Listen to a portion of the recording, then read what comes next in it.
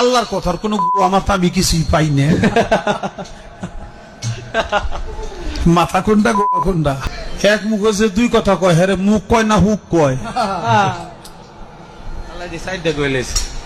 আল্লাহ এক লাখে আর অনেকগুলি আল্লাহ মানা দিতে তোমার কম তোমার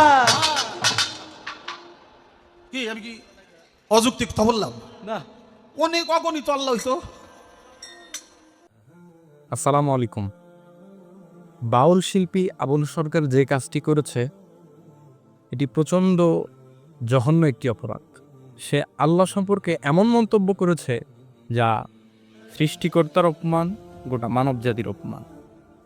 এদেশে আপনি শহীদ প্রেসিডেন্ট জিয়াউর রহমানের বিরুদ্ধে গালি দিলে, শেখ মুজিবুর রহমানকে গালি দিলে আইনত অপরাধ হয়, কিন্তু আল্লাহকে গালি দিলে, তার রসুলকে গালি দিলে, কোরআন নিয়ে অবমাননা করলে, গোটা মুসলিম জাতির ধর্মীয় চেতনা আঘাত করলে কোনো সমস্যা নাই। এক্ষেত্রে আপনারা দেখান আপনাদের বাক স্বাধীনতায় গণতন্ত্র, তাকে আপনারা মানসিক রোগী বানিয়ে দেন, বিভিন্ন নাটক সাজান।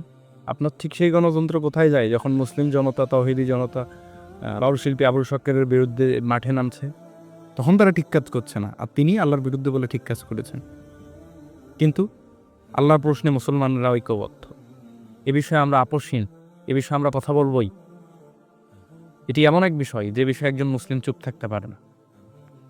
আমরা বাউল শিল্পী আবুল সরকারের একটি দৃষ্টান্তমূলক শাস্তি চাই। এদেশে কিছু নামধারী বুদ্ধিজীবী এখন বলছেন যে একজন বাউলকে ধরে নিয়ে গিয়ে ভালো কাজ করা হয় নাই।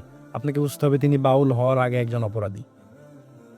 একজন শিক্ষক যদি দুর্নীতির দায়ে সাজাপ্রাপ্ত হয় তাহলে আপনি বলতে পারবেন না একজন শিক্ষককে কেন সাজা দিল, কারণ সে শিক্ষকের আগেও সে একজন অপরাধী। আপনি বাউল হতে পারেন, আপনি নামাজ না পড়তে পারেন, আপনি যে কোনো কিছু করতে পারেন, আপনার ধর্মীয় স্বাধীনতা আছে দেশে। কিন্তু যে দেশে ইসলাম সংখ্যাগরিষ্ঠ সে দেশে আপনি ইসলামের বিরুদ্ধে কথা বলে মানুষের ধর্মীয় চেতনাকে আঘাত করে কথা বলতে পারেন না। এটি একটি আইনত অপরাধ এবং আমরা সরকারের কাছে আহ্বান জানাবো বাউল শিল্পী আবুল সরকারকে একটি দৃষ্টান্তমূলক শাস্তি দেওয়া হোক।